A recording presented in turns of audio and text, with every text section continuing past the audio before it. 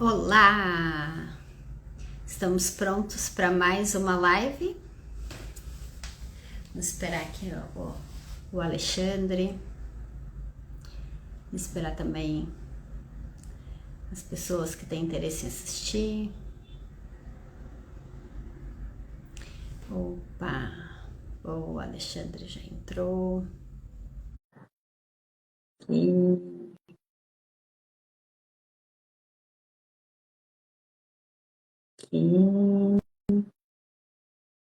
Vou aceitar.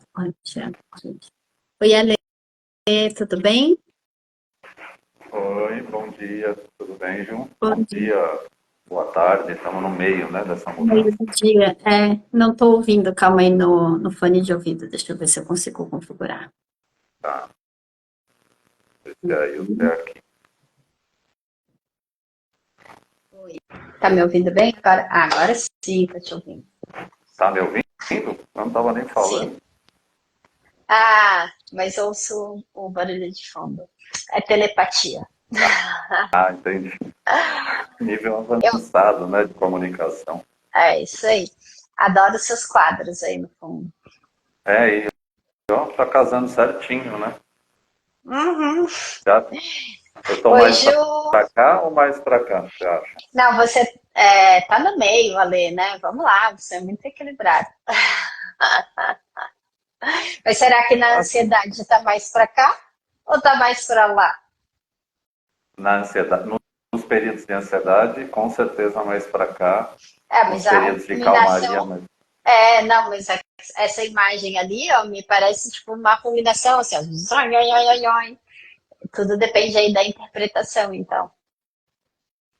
Pode ser, se for pensar num pensamento fixo, né, É, num quadro inflexível, a gente pode pensar com esse lado como é, sendo o causador, é verdade. então, legal, pessoal. Então a gente vai fazer uma pequena introdução, né, sobre a live de hoje e sobre a gente também. Eu sou Júlia Silveira Gomes, sou psicóloga, trabalho com neurofeedback aí desde a primeira vez que eu comecei a estudar, em 2007, então já tenho muito tempo trabalhando com neurofeedback, faço pesquisas na Unifesp e conheci o Alexandre ao longo da minha jornada, a gente trabalhou junto por muito tempo e agora o Alexandre atende num consultório, eu atendo outro, mas a gente continua trabalhando em parceria, né? E hoje vamos dividir essa live aí falando sobre as nossas experiências com o neurofeedback em quadros de depressão e ansiedade. Oi, Maria Camila, tudo bem?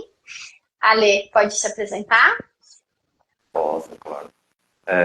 Meu nome é Alexandre, né, eu trabalho com neurofeedback, eu comecei a aprender com a Julie mesmo, né, eu sou psicólogo, comecei com a terapia cognitivo-comportamental, mas fui me aprofundando, eu trabalho com brain spotting, e comecei o neurofeedback justamente com a Julie, mais ou menos em 2012, 13, aprendendo assim, e continuo aprendendo com ela, né? Tenho orgulho de falar isso, e Imagina, hoje o pouco que eu sei é muito grande parte é do que ela me ensinou, né? imagina. O Ale treinou o meu próprio cérebro aqui. Eu fui a primeira paciente do Ale. Então vamos lá. Verdade. Bem, acho que um ponto, assim, a temática de hoje é a gente falar um pouquinho sobre a depressão e a ansiedade. Não necessariamente eles são um contínuo, né?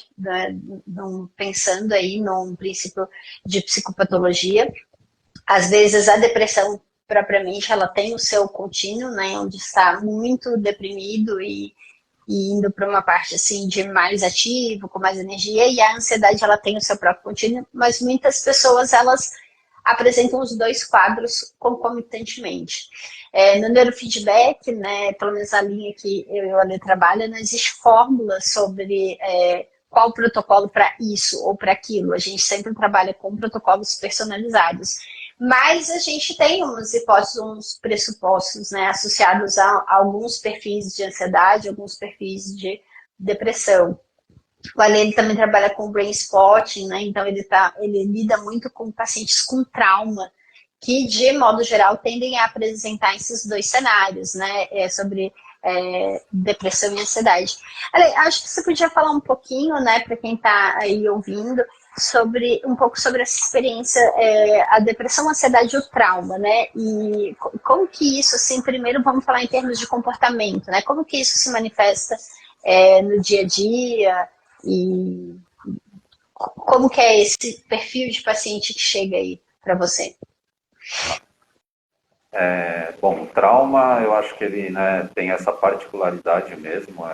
Dificilmente você vai pegar uma pessoa com trauma. Não precisa ter diagnóstico de estresse pós-traumático, mas o trauma passou por vivências difíceis, ela vai ter uma característica que vai ter períodos de hiperativação do sistema nervoso, onde a agitação, a insônia, a ansiedade, mais na forma de crise mesmo, ela aparece, mas ela vai intercalar com períodos de desligamento, né, de desamparo, porque o trauma ele vai flutuar entre o desamparo e a hiperativação da situação, ou seja, uma reação de luta ou fuga, que ela fica o tempo inteiro querendo surgir para eventos cotidianos, e ao mesmo tempo que essa necessidade, né, do organismo de criar, de completar essa reação de luta ou fuga, ele tem a questão da impotência que joga para um lado do desamparo e de uma depressão do sistema nervoso. Então, a flutuação ela é quase que um contínuo, né, entre diário, né, entre esses dois estados. Acho que é legal quando a gente fala, né, aqui no neurofeedback, falar sobre o sistema nervoso é bem comum, né, mas talvez para nem todas as pessoas que vão acompanhar aí a gente entender o sistema nervoso é algo tão simples, né? Quando a gente fala depressão do sistema nervoso, a gente fala o próprio sistema que regula o nosso corpo sem capacidade de talvez ter energia, de ter engajamento, né? De ter um combustível que nos leva a engajar na vida. E aí, muitas vezes, a depressão ela até mascara um quadro de ansiedade, porque a pessoa fica tão embotada, tão evitativa, às vezes em casa, não se expõe, que a gente não vê a ansiedade por trás, a gente só vê o quadro depressivo, né? E quando a gente vai trabalhando no neurofeedback, que vai trazendo mais regulação, melhora na qualidade do sono, um pouquinho mais de silêncio na mente, aí a gente começa a ver um aumento na ansiedade que também está ligado a pessoa assim, começar a se expor um pouquinho mais, sair de casa ou refletir sobre coisas que estavam, vamos dizer, anestesiadas aí por esse quadro depressivo, né? E Ale, pensando então no sistema nervoso, que o tema é tão amplo e tão variado, né, que talvez a gente vai ter que compartimentar um pouco a nossa conversa, mas vamos pensar, porque você também trabalha com mindfulness, meditação, respiração, acho que tem coisas bem interessantes quando a gente fala do sistema nervoso. Vamos começar com esse aspecto da depressão, né, que você falou, depressão do sistema nervoso, que também se encontramos em pacientes com as características psicoemocionais da depressão, né? Então, assim, o que a gente esperaria, por exemplo? Chega um paciente no consultório, de repente acompanhado por uma pessoa, né, o esposo, o marido, e fala, essa pessoa não tem vontade de sair da cama, não fica mais feliz em fazer coisas que anteriormente ela fazia, até para tomar banho é um trabalho, não tem fome, a gente oferece comida, mas de vez em quando vai lá e come, tipo, uma barra de chocolate, um negócio, né, mas o arroz e o feijão, a comida do dia a dia, né, não come. O que a gente esperaria em termos fisiológicos nessa pessoa? Você diz em relação a sintomas ou a questões do sistema nervoso mesmo? A gente pode pensar um pouco primeiro o sistema nervoso e trazendo isso, como que isso se manifesta em termos de sintoma, né? Porque para a gente, né, um e o outro, eles estão interligados, né? Mas nem todo mundo, talvez, está tão acostumado com esse raciocínio aí da fisiologia. Sim. Eu vou fazer uma analogia que talvez ajude bem nesse sentido, uma analogia que eu gosto de fazer até para os meus clientes, pacientes, né? Você imagina, né, que você tem todo mundo acho que conhece um disjuntor, né? Um disjuntor de corrente elétrica. Você tem ali, por exemplo, um chuveiro, que é 220, que usa uma carga muito grande de energia, um disjuntor. Quando esse chuveiro ele aquece demais, excessivamente, esse disjuntor ele cai normalmente para proteger o sistema, né? Então a gente vamos pensar, né, como você disse, nem todo mundo está familiarizado com esses termos, mas vamos pensar que a gente tem dois braços, né? Tem grandes, dois grandes braços do sistema nervoso. Um que acelera, que é o sistema nervoso simpático, e outro que desacelera, que é o parasimpático, né? Então vamos imaginar que essa pessoa, né, como num chuveiro, por exemplo, aquece demais, porque a pessoa justamente passa por situações ou tem uma reação, uma reatividade maior, uma predisposição para situações estressantes, estressoras, então ela tem um pico de ativação muito grande. Por não ter como lidar com isso, não ter recursos, não ter, assim, não importa qual é a situação, mas é como se o disjuntor ele começasse a cortar para que a pessoa possa lidar melhor com aquilo, porque ela não tem, ela se sente impotente. Então, é mais ou menos no sentido, a pessoa é muito ansioso por períodos da vida ou por um impacto, por uma situação impactante, e o disjuntor passa a cortar. Chega uma hora que a pessoa passa a falar, tomar banho frio, vamos dizer assim. Ela já não liga mais o disjuntor.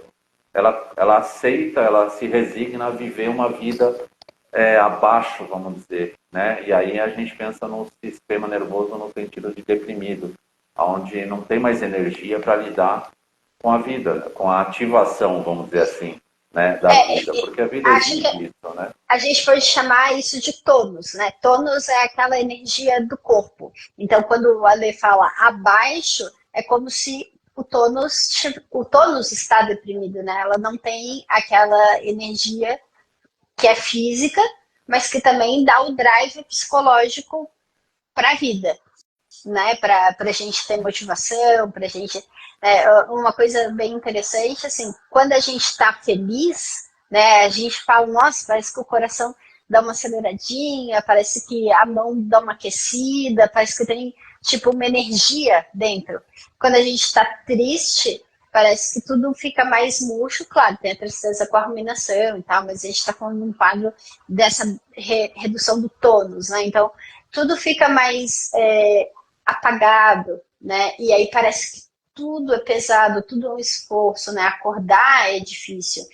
Mas daí, puxando aí para o nosso lado do neurofeedback, essa pessoa que está na entrevista com tônus rebaixado, que tem todas essas queixas, o que a gente vai pensar? É que assim, voltando, né? A avaliação ela é sempre personalizada, mas a gente já sabe algumas associações que existem na literatura, né? Então, em termos assim de funcionamento do sistema nervoso autônomo e de cérebro, quais são os possíveis padrões observáveis aí nessa pessoa com tônus muito rebaixado?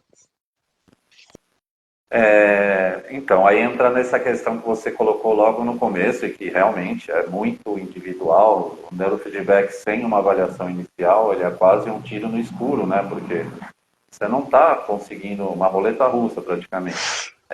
Então, né, os primeiros estudos com ansiedade no neurofeedback foram com né, o reforço de frequências mais lentas ou médias, como alfa, por exemplo, né? Então, se você for pensar num estado de hiperexcitação, a gente, na hora, passa na cabeça uma pessoa que tem pouco alfa, vamos dizer assim, que é um ritmo de mais inibição, né, de estar mais relaxado e tal. Porém, nesses estados, a gente encontra, né, na prática, muito alfa, na verdade, um alfa hipercoerente e generalizado. Nesses Um tônus estados que vagal, você né? quer dizer do tônus rebaixado. Isso, na variabilidade da frequência cardíaca, que é uma mensuração também, para quem não está familiarizado também, dá uma live inteira, a gente consegue ver também um tônus ali, né? Um tônus reduzido de energia, né? Então, Um desequilíbrio. um desequilíbrio, que é uma, assim, né? A ideia é que você vai tratar aquele estado para a pessoa ir ganhando tônus, mas sabendo que passando esse ponto, ele vai precisar lidar com o chuveiro aquecendo, voltando para aquele ponto. Ele vai precisar, né, sentir que ele dá conta da vida, né? Então, conforme o sistema vai voltando, vai saindo daquele estado como se fosse um desamparo aprendido, fisiológico, ele vai entrando num estado de hiperativação, que normalmente foi o que levou ele para aquele estado. Então, a gente precisa fazer, o que eu brinco, né? A gente precisa lidar com o chuveiro quente sem deixar o disjuntor cair. Não precisa cair, tá tudo bem. Não vai pegar fogo na casa, não vai queimar a fiação. O chuveiro é bom, Pode né? Então, ficar assim, a morno, ativação né? pode ficar morno, mas às vezes para ficar morno ele precisa passar um pouquinho, a gente entender o que acontece ali e ir acalmando aos poucos, né? Então, eu acho que é por esse lado, né? Essa oscilação, ela reflete muito isso. Claro que a gente fala de quadros de depressão, a gente tem quadros aí que são mais, vamos dizer, até genéticos, de origem aí mais global mesmo, de inflamação, de uma série de fatores. Mas existem muito, a gente enxerga muito esse quadro de uma dificuldade em lidar com a vida, né, vamos dizer, com as ativações da vida, o sistema vai meio que se adaptando para um estado de desamparo aprendido. Esse conceito, né, de desamparo aprendido é muito importante, não sei se todo mundo que está acompanhando aí conhece, né? Mas a ideia do desamparo aprendido é que as suas experiências ao longo da vida te deixam numa situação que você entende que não adianta mais lutar. Então, no início você fica bravo, você briga, tem ansiedade, tem uma resposta de reação, e em algum momento você fala, não adianta, isso é assim mesmo, né? Então, entre aspas, cognitivamente a gente pode trazer uma resposta de conformidade e fisiologicamente o que acontece é o seu corpo ele para de reagir, né? Então a gente tem esse quadro que se configura num desamparo aprendido, onde a pessoa entende que não existem recursos internos para lidar com aquilo. É muito comum esse quadro de desamparo aprendido ele vir se desenvolver ao longo da vida, né, desde a infância. Algumas pessoas ele pode acontecer mais tardio, mas de modo geral ele ocorre quando ele acontece mais tardio, são com pessoas que já têm uma vulnerabilidade, vamos dizer, psicológica, né, de que talvez na vida já tenha sofrido muitas situações abusivas, né, ou pessoas que com muita autocobrança ou cobrança da família, e aí elas internalizam esse quadro de que, não, é assim mesmo. E aí, fisiologicamente, o seu corpo, ele também que assim, é um caminho de mão dupla, né, a fisiologia e o comportamento. Né? Então, fisiologicamente, o seu corpo ele te dá um recurso para você conseguir emocionalmente entrar nesse quadro de desamparo ou de redução aí da energia, né, do tônus. Legal. A Juliane perguntou assim, pode ser uma junção dos dois. Eu não sei exatamente quais dois que ela está falando, mas talvez seria de depressão e ansiedade, ou de desamparo e angústia, e é exatamente isso, né? É bem comum que, que essa resposta de redução aí no engajamento na vida e nessa luta, né, da reatividade, a inibição dessa resposta, ela venha por um excesso até mesmo de uma reatividade, que é o que o Ale estava falando, né? O fogo, o chuveiro lá, muito quente. Mas é que ela corrigiu agora, ela falou geneticamente é o presente na vida. Então, Ju, sim, com certeza, há uma tendência genética para que a gente abra quadros característicos de tais situações, né? Não é só genético, mas existe uma tendência genética para muitas coisas. E existem as situações comportamentais que vão te levar a esse quadro de desamparo que a gente estava falando. Então, por exemplo, se você talvez vive num ambiente muito estável, onde você tem um apego seguro, tem relações que te fortalecem, vai ser muito mais difícil que você entre nesse quadro de desamparo, porque você vai aprendendo a lidar com as situações da vida. Por mais que elas sejam difíceis, você encontra algum recurso, né? Agora, o problema é quando as situações da vida abrem as marcas dessa tendência genética. Então, algumas pessoas... acho que outro ponto, né, talvez, Ale, que a gente falou semana passada sobre o TDAH, é que, assim, muitas vezes essa falta de tônus, ela também é percebida em pessoas que têm as queixas atencionais. Mas quando você vai olhar fisiologicamente, é a pessoa que tem ou um quadro mesmo de fadiga adrenal, ou um desbalanço de sistema simpático parasimpático a ponto de não ter essa energia, né, da vida. Não necessariamente ela passou por uma experiência traumática, ou não necessariamente ela teve uma história aí de desamparo aprendido, mas fisiologicamente o corpo ele não consegue ativar os recursos internos para que ela tenha esses engaixamentos. Então ela é muito embotada, tem o prejuízo atencional, e aí é quase um quadro assim, meio depressivo por essa falta de energia, né? E aí, em termos fisiológicos, a gente pode encontrar, por exemplo, ali estava falando do alfa, né? Um excesso de alfa, que é uma atividade inibitória, um excesso de alfa de olhos abertos, pode estar associado a esses quadros depressivos ou de falta de engajamento. O que mais, Ale, que a gente vai encontrar aí nas pessoas que têm esse perfil depressão, ansiedade, trauma? Sim. Até respondendo a essa pergunta, né, eu acho que ela quis dizer se dá para, vamos dizer, coexistir os sintomas de ativação e de depressão, né? Vamos dizer, na psiquiatria se chama de depressão ansiosa, né? No caso é uma depressão agitada, né? A pessoa, na verdade, ansiosa, agitada, não sei, ela já diferencia um pouco, mas vão flutuar. Então, sintomas, por exemplo, de síndrome de intestino irritável, onde tem uma oscilação ali de sintomas, a pessoa fica muito reativa.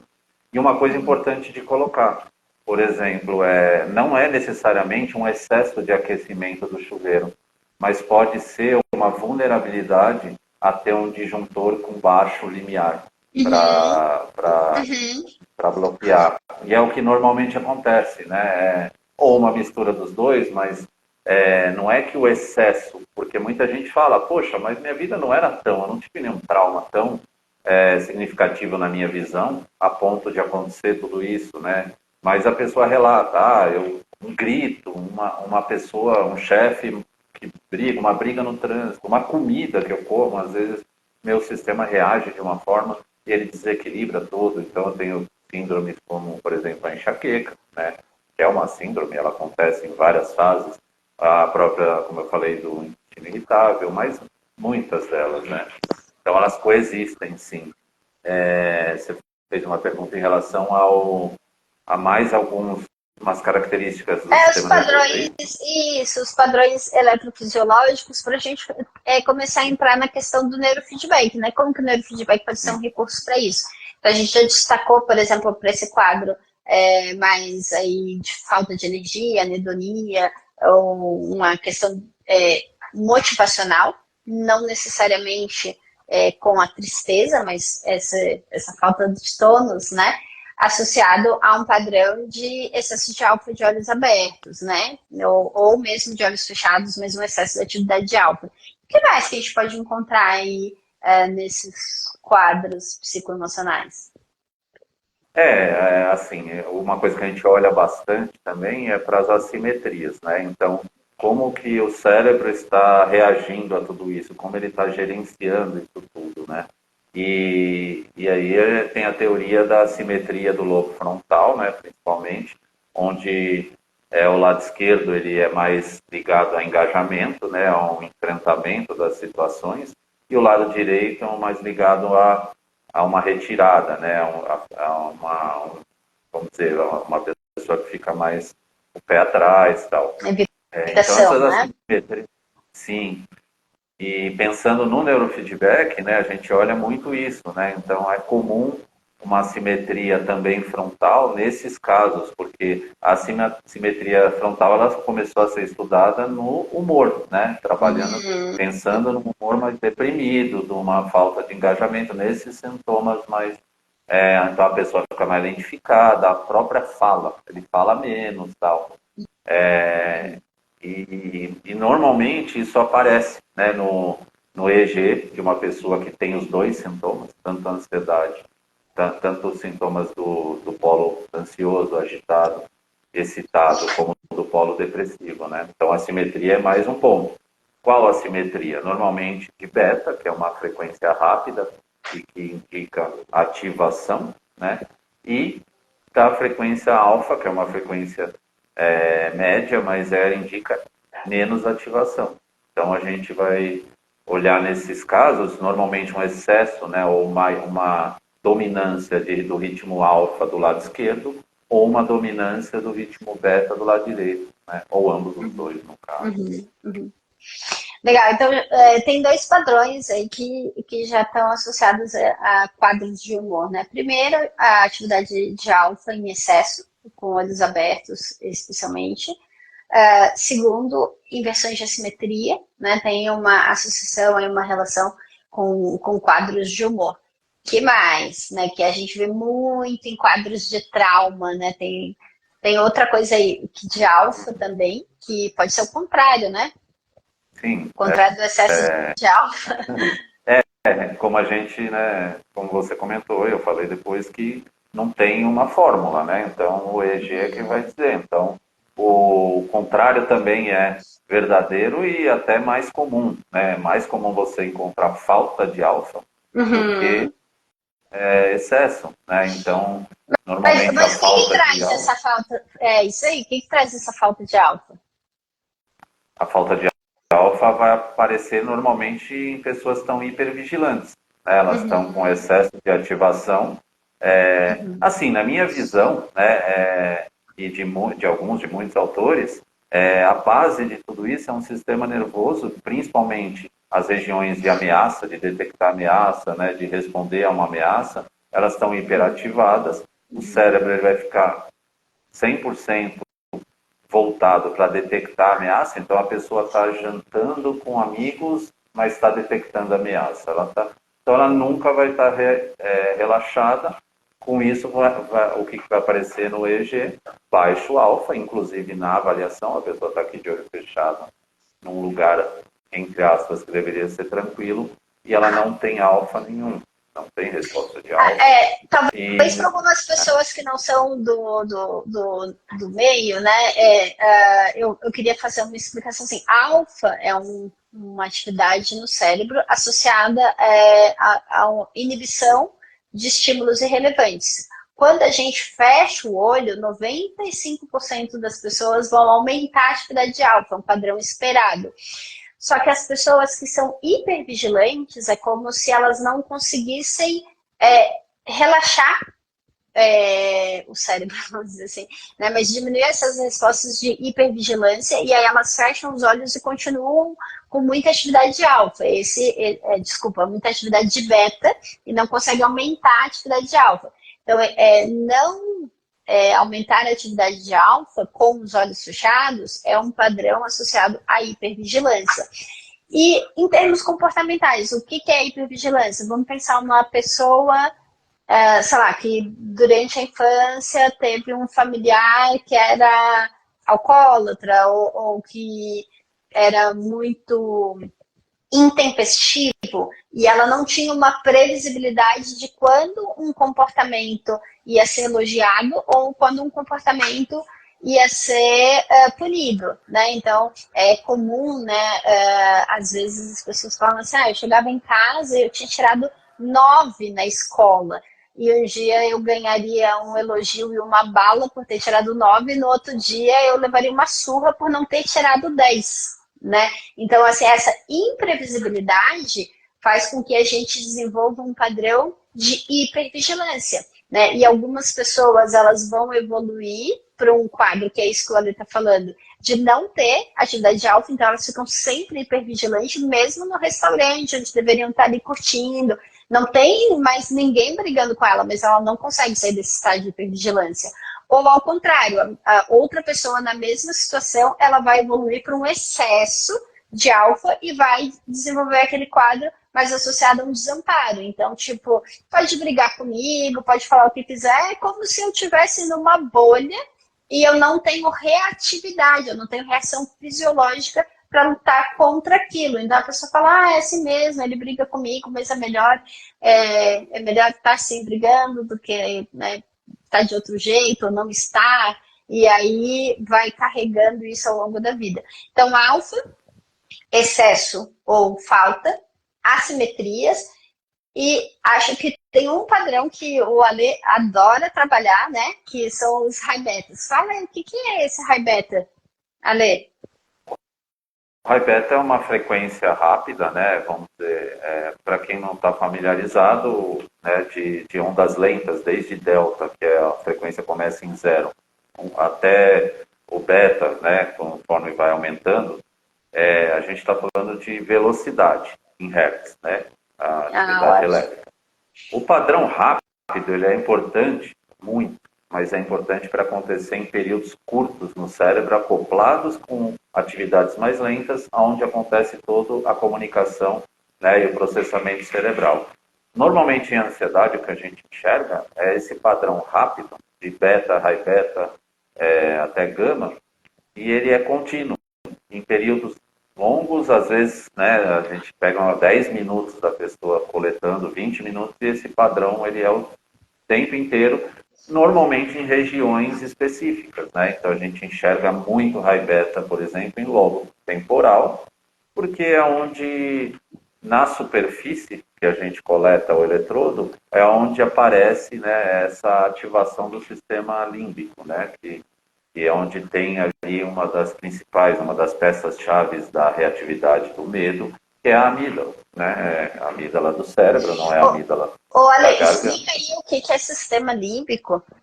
O sistema límbico é o sistema emocional, né? Então a gente tem um sistema reativo, né, que é um sistema de medo, onde a gente simplesmente reage, onde tem estruturas justamente para detectar uma ameaça. Eles têm um sistema emocional, onde eu vou também estar ligado a emoções, ele vai gerenciar, vai detectar como, né, e vai dar, vamos dizer, o direcionamento para as minhas emoções. Então, o sistema límbico e o sistema de ameaça, né, eles são um pouco menos elaborados. E eles reagem ao ambiente. Eles não agem ao ambiente, eles reagem. E a gente vai ter o nosso córtex, que é o nosso sistema cortical, onde ele faria, vamos dizer assim, é como se fosse uma criança e o nosso córtex acalma. Tá tudo bem, a gente vai conseguir. A Júlia deu esse exemplo, tá tudo bem. Você não tem ainda uma base sólida e segura de que qual comportamento, né, você vai ser, né, valorizado ou não, mas está tudo certo, você, né, o que Você se você fizer. esforçou, você está tentando. O córtex, ele tem esse papel, assim, claro, a gente está falando metaforicamente das coisas, né? Mas a atuação do córtex e das funções executivas seria esse papel de tentar apaziguar essas reatividades de sistemas mais, entre aspas, primitivos, né? Como o Ale está exemplificando do sistema límbico. Então, o sistema límbico são estruturas no cérebro que eles estão associadas a um funcionamento de proteger, né, a pessoa, então observar se há perigos e acionar a resposta de reatividade para a gente se preservar, né? E o córtex, ele está associado com as funções mais elaboradas, dentre as quais, né, as funções executivas, a capacidade de autorregulação, controle inibitório, dizer, não, peraí, eu estou sentindo esse negócio no estômago, mas tem alguma coisa acontecendo? Estou numa rua escura, tem alguém brigando comigo, de dar esse sentido, né, cognitivo para as nossas experiências físicas. E a pessoa que talvez não, ao longo da vida, não conseguiu desenvolver bem essas habilidades cognitivas, né, de funções executivas, às vezes ela vai ter mais prejuízo de autorregulação psicoemocional. Então tem uma reação e ela já fica, ai meu Deus, alguma coisa ruim vai acontecer. E aí dispara uma cadeia de eventos. Mas, então, o beta no sistema límbico... Quando ele aparece, né, na superfície, no caso, normalmente em regiões temporais, né, porque é onde né, se localizam essas regiões e é onde reflete na atividade de superfície, né, ele vai e aí, uma coisa importante, né, Júlia, a gente fala de beta, né, a gente fala de alfa, a gente fala de teta e delta, das frequências em geral, a gente espera num eletroencefalograma quantitativo um equilíbrio, né? Então a gente vai estar olhando o cérebro da pessoa com uma base normativa, sim, às vezes, mas também em relação ao cérebro, às outras regiões, né? Então a gente vai estar entendendo como que está destoando, né, uma região de outra, tal. Então, quando aparece nessas regiões temporais o excesso de frequências rápidas, mas também pode ser frequências lentas, mas quando destoa, a gente vai ver uma reatividade emocional. Então, é para medo, ansiedade, né, agitação, raiva, né? Então, ira, uma raiva muito grande, vai aparecer nessas regiões e é um marcador também clássico de uma agitação, de uma ansiedade mais agitada, de uma excitação, né? Quando tem frequências rápidas. Eu acho que... E aí, beleza, chegou o paciente, tem todos esses sintomas, tem as alterações lá eletrofisiológicas que a gente vai observar, né, através do mapeamento, vai fazer uma boa entrevista clínica para poder associar o sintoma e o comportamento. E aí, e o que eu faço com isso? Deixa eu falar só mais um. Falta um. São vários, né? Você vê como que é. Falta um não, né? Assim, dentre dos que eu acho muito importante, a gente esquece, né, da região frontal medial, é onde tem uma área do cérebro muito importante, que é o giro do cíngulo, onde normalmente ela vai aparecer ali uma dificuldade em lidar com tudo isso, né? Então é uma rigidez excessiva ou uma tentativa de bloquear tudo isso, então também então você vê como é um quebra-cabeça, né? Você vai pegar áreas, vai entender.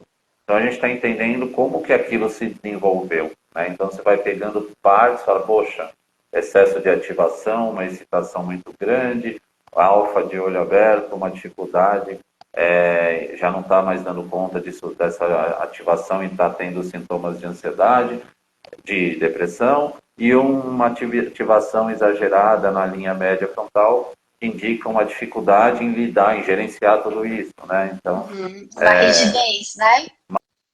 Uma rigidez, uma inflexibilidade, né? Então a pessoa fica presa naquilo e num modo, entre aspas, defensivo, aquela questão da zona de conforto desconfortável, né? E em termos de padrão elétrico, essa atividade do giro do símbolo tem alguma onda que ela pode ser observada? Eu já sei a resposta, né? Eu estou perguntando para vocês ouvirem aí. A frequência mais estudada é teta, né? Que é uma frequência de 4, né, até 8. Mas quando a gente olha um excesso de qualquer frequência nessa região em relação ao cérebro todo, né, normalmente vai aparecer ali 2 vezes mais.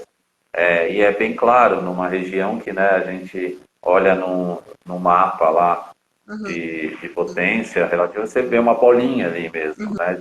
Então pode ser em teta, pode ser em alfa, em beta, né? Muda um pouquinho o padrão, mas a frequência mais clara mesmo dessa inflexibilidade e dessa tendência a não conseguir sair daquilo tem a ver com o teta, né? Pelo menos a mais estudada. Eu acho que nessas estruturas aí de linha média, associado ao giro do símbolo, então o teta, né, no frontal principalmente, está muito associado a essa rigidez, né?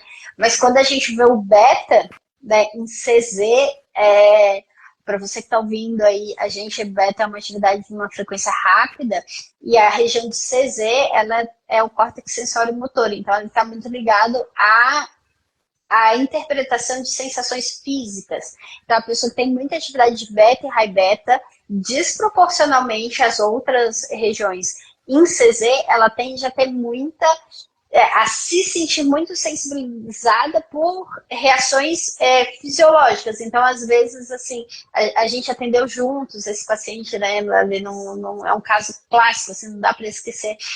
Ele tinha pânico quando ele sentia reações gastrointestinais. Então, para evitar sentir as reações gastrointestinais, ele não comia. Né? Então ele comia ao longo do dia meio um pão. E ele ia comendo as migalhinhas, né, tirando pedacinhos de pão ao longo de um dia inteiro. Ele não conseguia fazer uma refeição. Porque quando o organismo começava a digerir, o que é normal depois de muito tempo sem comer, porque ele passava horas sem comer. Né? Então, quando o organismo começava a digerir, ele sentia que ia ter uma crise de pânico e ter essas sensações, né, de aceleração do batimento cardíaco e o medo de ter uma crise era tão mais forte do que fome, por exemplo. E acabava que esse paciente, então, passava o dia inteiro comendo pouquíssimas coisas. E a gente fez um trabalho em conjunto, eu e a Lê, na época a gente atendia no mesmo consultório, e esse paciente evoluiu para conseguir comer pequenas refeições ao longo do dia, né? Então ele já conseguia fazer um almoço, uma janta. E nossa, foi um caso, e ele tinha um high beta, né, muito grande nessa região CZ. É muito comum, Ale, a gente encontrar esse padrão aí de excesso de high beta, de beta e high beta em CZ, ou é mais comum encontrar excesso de beta nos temporais? Na minha prática clínica, eu costumo encontrar mais nos temporais. E na Também. ansiedade, eu também encontro muito em lobo frontal, né? Também aparece muito. E o padrão de high beta, né? É importante também entender o cuidado que se tem que ter com o artefato, porque artefato seria algo que não é do cérebro, né? Então, uma atividade elétrica, vamos dizer, de antena, do ar-condicionado e tal, os equipamentos hoje Eletrodo que a mal gente usa, colocado. o olho, né, uma tensão muscular, então o músculo ele gera uma atividade rápida que quem tem experiência consegue identificar e, vamos dizer, separar, né, falar, não, esse é uma atividade muscular, mas tem, né, então córtex frontal, aparece muito high beta, então é o que eu mais costumo ver. Mas você tem razão, quando aparece em CZ, que é a região, né, multimodal, né, bem sensorial, ele tem essa questão, tem a questão da dificuldade, às vezes, com roupa, né, com qualquer tipo de estímulo, porque Sensibilidade física. tudo que entra é hard, né, então insônia, é aquele sono picado, né, um sono que não dorme, então, Não tem sono. normalmente. Você, né, volta naquele ponto, né, Ju? Quando a gente está falando de ansiedade, é por isso que é muito importante entender a história, mesmo que o cliente chegue, o paciente chegue com um quadro de depressão naquele momento, aquele paciente que você está falando, né, esse paciente que a gente atendeu lá, ele chegou num quadro, fim, de pânico, mas o pânico ele praticamente estava controlado pela evitação, ele, né, não comia. Sim, não se Mas ele não, manifestava, né? ele vinha como? Não sai de casa, a família que traz, ele não quer fazer nada, ele não. Eu Né? lembro, ele tinha as unhas dos dedos e dos pés compridas, ele usava chinelo, assim, e nas primeiras sessões, assim, a irmã dizia assim, tive que obrigar ele a tomar banho. Então, assim, esse quadro de evitação era muito grande. Também, a pessoa não comia, né? Ao longo do dia ela comia um pão. Então, não tem energia aí física mesmo, não tem combustível para fazer nada, né? Nem tudo era muito difícil. Sim. Mas se a gente não diferencia isso, né, aí você vai pensar, poxa, tem que estimular o sistema nervoso, e é claro que de alguma forma, mas a base de tudo isso realmente é um sistema hiperreativo. Né? não tem, desde criança você costuma ouvir, né? Então você vai relatando, a pessoa lá atrás, desde criança, quando tinha um evento novo, quando tinha alguma situação que saía um pouco daquele, né, do padrão, ele já passava mal, dava dor de barriga, dava isso, né? Então você já começa a ver que o sistema ele é muito reativo, as áreas do cérebro que estão ligadas a detectar, né, a controle justamente de ameaças, elas estão reativas, sensíveis, muito sensíveis, e a pessoa vai tendo um histórico e que leva para esse quadro, vamos dizer. Então a gente tem que ir com muito cuidado, né? Eu queria aproveitar um gancho para responder uma pergunta que as pessoas sempre fazem, né? Neurofeedback pode trazer efeito colateral? Então, assim, a gente, muitas pessoas veiculam, né, fazem propaganda de que intervenção não farmacológica sem efeitos colaterais. Mas, por exemplo, esse paciente que estava completamente, em termos assim, de manifestação comportamental, um quadro completamente depressivo, mas em termos de ativação elétrica, com um monte de high beta, um monte de spindles e nada de atividade de alfa, se a pessoa não avalia, por exemplo, ou não entende aquele dado, e normalmente quando você está num quadro depressivo, a gente treina para aumentar a atividade de beta, que aumenta a excitabilidade do córtex. Aí com esse paciente, se você treinasse para aumentar a excitabilidade de beta, ia ter uma crise com certeza. Né? Então, assim, nada na vida é isento de efeito colateral se não for adequado, for excessivo. Até caminhar. Se você caminhar, você é sedentário, nunca caminhou, e aí no primeiro dia você quer caminhar 10 quilômetros, ou tomar água. Né? Se você tomar 20 litros de água, sabe, 10 litros de água, o que for excessivo para o seu corpo, vai te trazer uma reação. Né? Então a gente tem que ter cuidado, né, quando generaliza algumas coisas, porque especialmente o neurofeedback ele é muito individualizado, né? Perfeito, é isso. E a Julie, né, no começo a gente é mais arrojado, tal, né, e a Julie sempre colocando esse ponto, né, vai com cuidado, né, vai com ponderação, porque realmente ao longo do tempo, da prática, você vai entendendo que a gente trabalha para aumentar ou para diminuir certas frequências e isso vai ter um efeito de musculação de longo prazo, ou seja, eu aumentei porque eu fui treinando aquilo, mas existe também uma questão de mexer numa dinâmica que está se autorregulando. Então, por exemplo, um protocolo que é comum e que está sendo bem estudado, não é ruim, é excelente, que é a inibição de frequência de alfa, né, no posterior, aqui em PZ, e o que acontece? Você inibe, você está mexendo numa área do cérebro ali que é bem importante para o cérebro, né? Por exemplo, o gerador principal de frequência alfa é o tálamo, né? Então, quando você inibe, você dá meio que um start, ali, você dá uma mexida onde está ali meio que num equilíbrio desequilibrado e ele tende a meio que bagunçar para se organizar de novo. Então, pode acontecer de ter um rebote, né? Então, tem pesquisas com trauma que eles fazem uma sessão naquela região de inibição de alfa e o cérebro se reorganiza de uma forma assim bem legal depois. Esse efeito rebote. Dá um efeito rebote, mas não é ruim. Ele Sim. pode ter, né, é um efeito terapêutico, ele vai ter, inclusive em pessoas traumatizadas, com transtorno de estresse pós-traumático, ele reorganiza as redes cerebrais. Mas pode acontecer também de ter um efeito rebote e, se não bem regulado e administrado, vai, entre aspas, retraumatizar a pessoa, praticamente, porque ela vai sentir tudo aquilo que ela não quer sentir. Essa é a verdade. Senão ela não estaria... Acho que esse é outro ponto, né? O funcionamento elétrico, ele vem estabelecer um funcionamento que às vezes é ruim, traz prejuízo para a pessoa, mas ele é conhecido, ele existe porque ele serviu em algum momento para te proteger em termos fisiológicos, né? Claro, quando a gente está falando de ansiedade, depressão e trauma, né? A gente não pode generalizar isso para qualquer patologia. A gente está bem focado aí nessa live com temas mais psicoemocionais.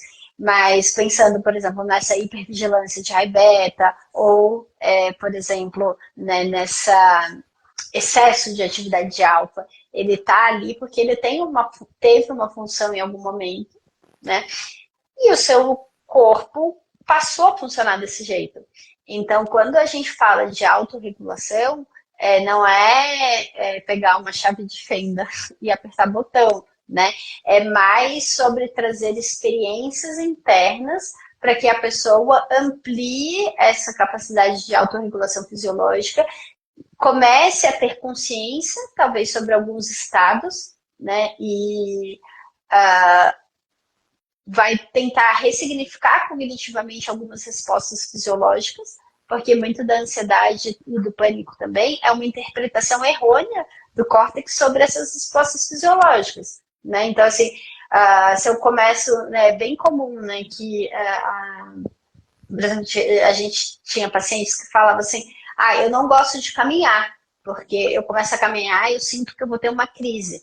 Mas por quê? Quando ela caminha, ou ele, né, o coração acelera um pouco mais, porque é fisiológico. Se você caminha, o seu corpo ele precisa bombear mais sangue para você funcionar, né? Ter oxigenação e nutrientes para os músculos. Então, o coração acelera um pouco, só que essa percepção da aceleração do coração é avaliada cognitivamente como um sinal de que haverá uma crise, né? Então, é uma interpretação errônea de uma resposta fisiológica normal, né? Então, isso é um ponto também que o neurofeedback ajuda muito, né? A gente trabalhar cognitivamente as sensações, as percepções e ter insights sobre o próprio funcionamento.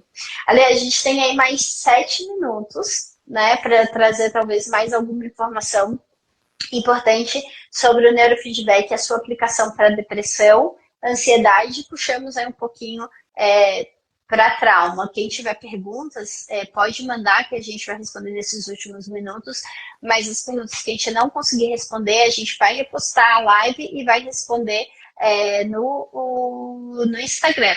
Aproveita para seguir aí o Alexandre, para me seguir também, que aí você vai ficar atualizado aí sobre todas as informações. A Juliane perguntou, esse tratamento é por tempo indeterminado? Qual será o sinal de uma resposta positiva?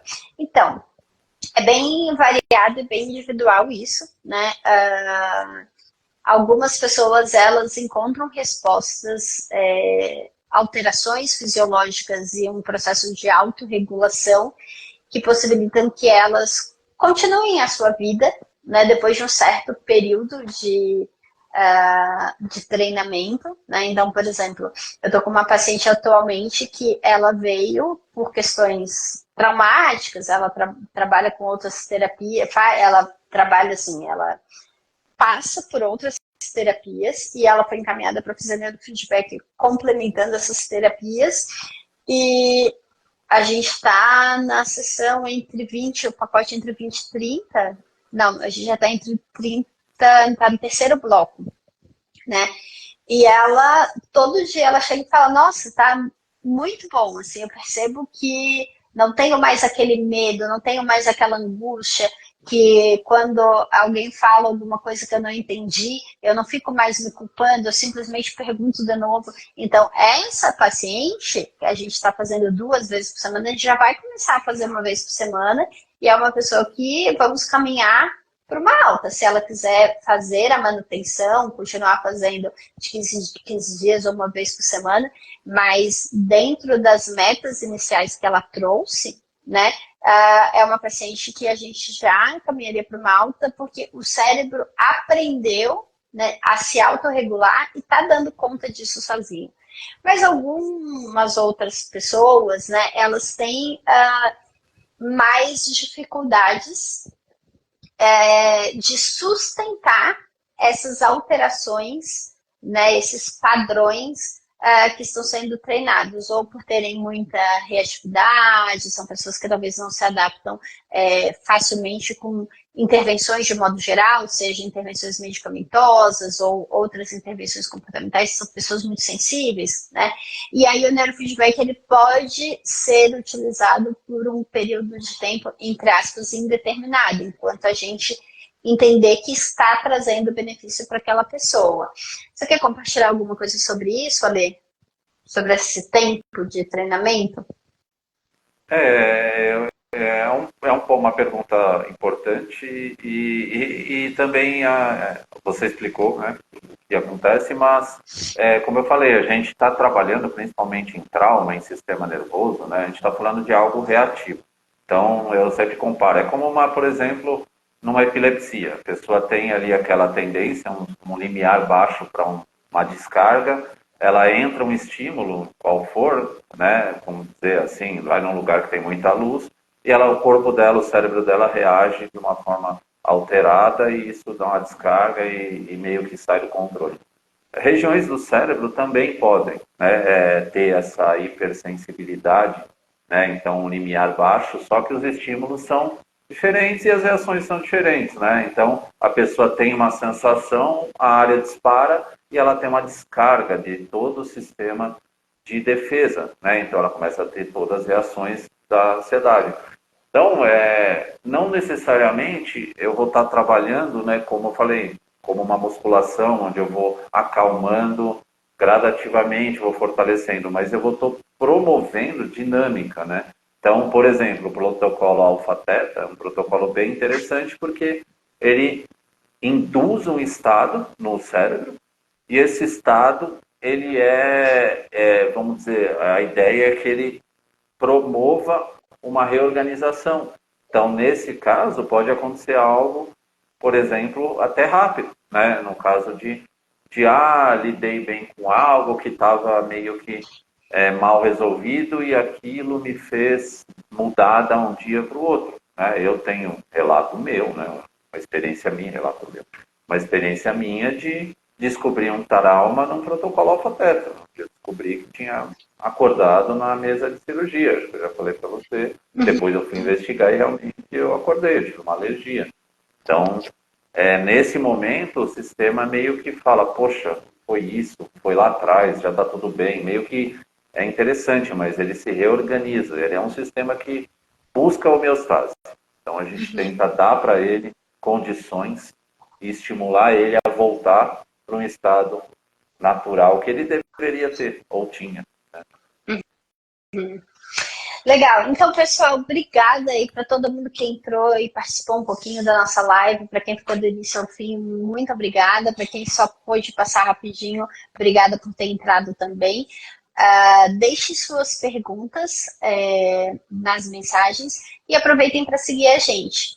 Ale, obrigada aí por compartilhar todas as suas experiências. A gente nem conseguiu falar das outras técnicas, né, como meditação, brain spot, exercícios de respiração, mas tem tema aí para muitas lives. Sim. Vocês, se quiserem deixar comentários sobre quais outras lives vocês gostariam, semana que vem a gente tem mais uma live sobre a aplicação do neurofeedback no idoso, né, em quadros mais neurodegenerativos ou transtornos de neurocognição, mas fica aberta aí a possibilidade da gente retomar outros temas mais para frente e trazer aí esse bate-papo para vocês. Tá bom? Obrigada, Camila. Obrigada, Juliane. Obrigada para quem está aí. Um beijo.